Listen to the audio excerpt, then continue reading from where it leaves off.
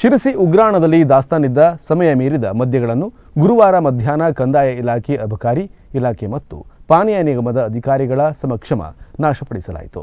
ಕರ್ನಾಟಕ ರಾಜ್ಯ ಪಾನೀಯ ನಿಗಮ ನಿಯಮಿತದ ಶಿರಸಿ ಉಗ್ರಾಣದಲ್ಲಿ ದಾಸ್ತಾನಿದ್ದ ಸಮಯ ಮೀರಿದ ಮದ್ಯಗಳನ್ನು ಗುರುವಾರ ಮಧ್ಯಾಹ್ನ ಕಂದಾಯ ಇಲಾಖೆ ಅಬಕಾರಿ ಇಲಾಖೆ ಮತ್ತು ಪಾನೀಯ ನಿಗಮದ ಅಧಿಕಾರಿಗಳ ಸಮಕ್ಷಮ ನಾಶಪಡಿಸಲಾಯಿತು.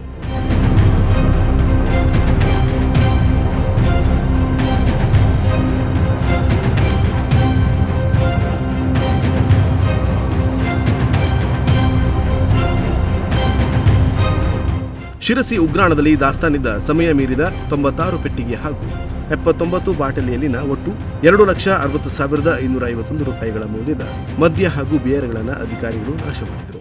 ಅಬಕಾರಿ ಡೆಪ್ಟಿ ಕಮಿಷನರ್ ಜೊತೆಯಲ್ಲಿ ಮತ್ತು ಅಬಕಾರಿ ಇನ್ಸ್ಪೆಕ್ಟ್ರು ಶಿರಸಿ ಡಿಪೋ ಮತ್ತು ನಾವು ಬಾಕಿ ಪ್ರೆಸ್ನವರು ನೀವು ಆಮೇಲೆ ತಹಶೀಲ್ದಾರ್ ಆಫೀಸಿಂದ ಒಬ್ಬರು ಎಲ್ಲರ ಸಮ್ಮುಖದಲ್ಲಿ ಸುಮಾರು ಡೇಟ್ ಬಾರ್ ಆಗಿದ್ದ ಬೀರು ಮತ್ತು ಲ್ಯಾಬ್ ಐಟಮ್ ಅಂತೇಳಿ ನಮ್ಮಲ್ಲಿ ಜ್ಯೂಸ್ ಟೈಪ್ ಬಂತು, ಲೇಡೀಸ್ ಯೂಸ್ ಮಾಡೋಂಥ ಡ್ರಿಂಕ್ಸು ಕ್ಯಾನ್ಗಳು ಅವನ್ನ ಸುಮಾರಾಗಿ 2,60,000 ಅಮೌಂಟಿಂದು destroy ಮಾಡಾಯಿತು.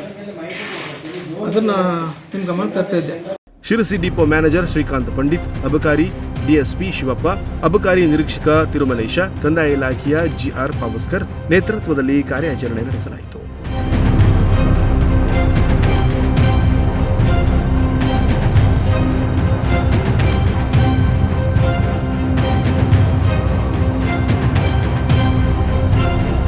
Nudisiri news desk Sirsi.